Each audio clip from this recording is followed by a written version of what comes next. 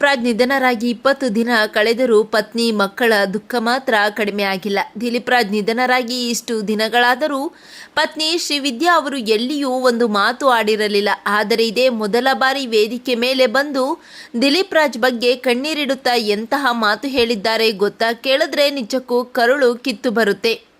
G Kannada ವಾಹಿನಿ ಆಯೋಜಿಸಿದ್ದ ಈ ಕಾರ್ಯಕ್ರಮಕ್ಕೆ ದಿಲೀಪ್ ಅವರ ಪತ್ನಿ ಶ್ರೀವಿದ್ಯಾ ಹಾಗೂ ಪಾರು, ಬ್ರಹ್ಮಗಂಟು, ಕೃಷ್ಣರುಕ್ಕು ಧಾರಾವಾಹಿಯ ಕಲಾವಿದರು ಭಾಗಿಯಾಗಿದ್ದಾರೆ.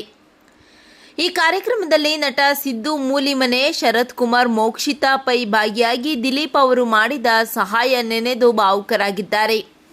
ರಿಯಾಲಿಟಿ ಶೋನಲ್ಲಿ ಹಾಸ್ಯ ನಟರಾಗಿ ಗುರುತಿಸಿಕೊಂಡಿರುವ ಜಗ್ಗಪ್ಪ, ಸುಷ್ಮಿತಾ, ಹುಲಿ ಕಾರ್ತಿಕ್, ರಾಘವೇಂದ್ರ, ಮಂಜು ಪಾವಗಡ ಅವರು ಈ ಕಾರ್ಯಕ್ರಮಕ್ಕೆ ಆಗಮಿಸಿ ದಿಲೀಪ್ ಅವರನ್ನು ಸ್ಮರಿಸಿ ಕಣ್ಣೀರಿಟ್ಟಿದ್ದಾರೆ.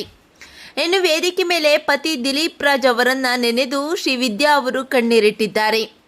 ದಿಲೀಪ್ ಪ್ಲೀಸ್ ಬಾ, ನೀನಿಲ್ಲದೆ ನನಗೆ ಇರಲು ಆಗುತ್ತಿಲ್ಲ, ಬಾರು ಅಂತ ಕಣ್ಣೀರಿಟ್ಟಿದ್ದಾರೆ.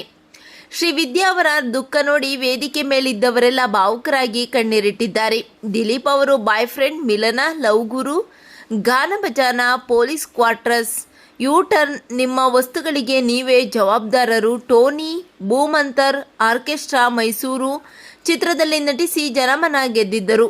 ಲವ್ ಮಾಕ್ಟೇಲ್ 3 ಚಿತ್ರದಲ್ಲಿ ಕೊನೆಯದಾಗಿ ತೆರೆ ಮೇಲೆ ಕಾಣಿಸಿಕೊಂಡಿದ್ದರು. ದಿಲೀಪ್ ರಾಜ್ ಅವರ ಬಗ್ಗೆ ನಿಮ್ಮ ಅನಿಸಿಕೆಗಳನ್ನು ಕಾಮೆಂಟ್ ಮಾಡಿ ತಿಳಿಸಿ.